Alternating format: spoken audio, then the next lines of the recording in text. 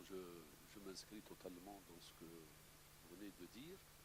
C'est la suspension, l'audit et l'annulation de la dette odieuse représentent une des revendications essentielles actuellement du mouvement démocratique et de ceux qui veulent que cette révolution aboutisse en Tunisie.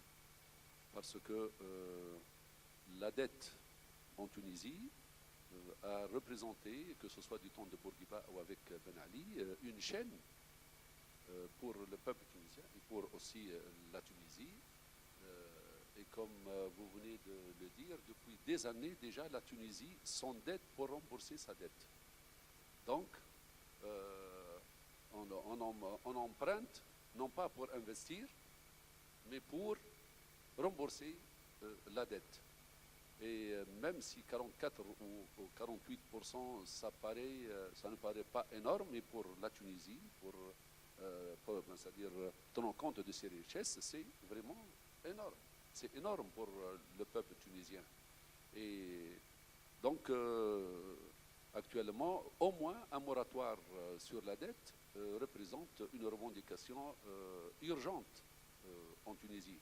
Mais le problème, comme on vient de le dire, c'est un problème de volonté politique. Jusqu'à maintenant, c'est vrai qu'on s'est débarrassé de Ben Ali, on a imposé l'Assemblée constituante, mais on ne s'est pas débarrassé du régime de Ben Ali et surtout de sa base économique et sociale. Aussi bien le gouvernement de Beji Qaïsem, c'est que l'actuel gouvernement même, après l'Assemblée constituante, pratiquement, il continue les mêmes choix économiques, malheureusement, les mêmes choix économiques et sociaux. Et M.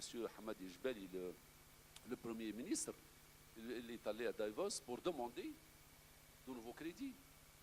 Alors qu'il aurait, à mon avis, demandé la suspension de la dette.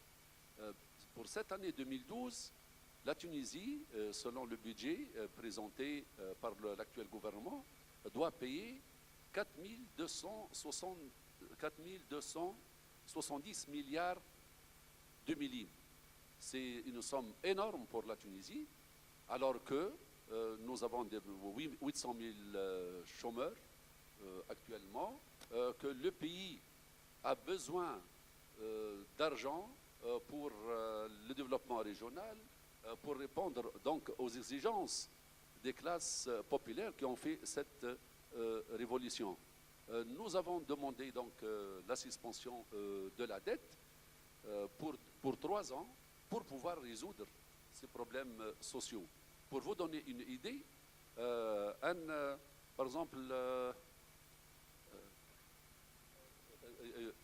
une prime de chômage, pour le chômage, pour 500 000 chômeurs en Tunisie, ne coûte que 100 pour cette année, ne coûte que 176 milliards de millim sur les 4270 milliards de millim de dette capitale plus service de la dette qui doivent être remboursés.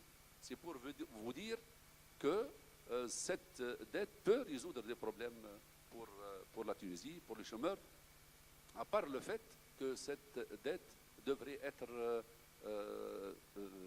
investie pour des projets pour résorber le chômage.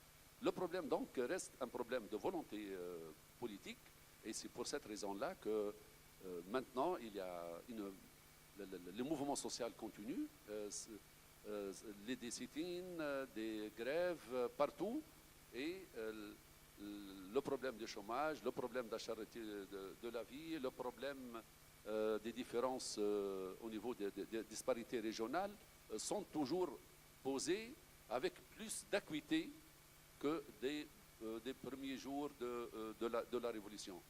Donc je crois que ici en Belgique, aussi bien en Belgique qu'en France, qu'en Europe, ça sera un grand service rendu à la Révolution tunisienne de demander la suspension de la dette et pourquoi pas l'annulation de la dette tunisienne.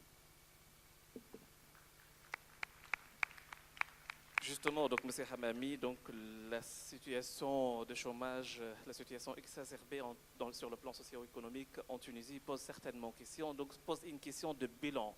Mais n'oublions pas que c'est un processus évidemment de révolution, un processus révolutionnaire qui est en cours de maturation et je ne sais pas si on peut vraiment se poser aujourd'hui la question de bilan. Pour cette question, M. Pichna se propose en tout cas de donner des esquisses d'une réponse en termes de bilan, mais je crois pas tout simplement sur la question sur le bilan socio-économique, mais le bilan politique de révolution arabe, tant en Tunisie qu'en Égypte et aussi en Libye. Donc il va essayer d'inscrire la question de la révolution arabe dans son contexte régional.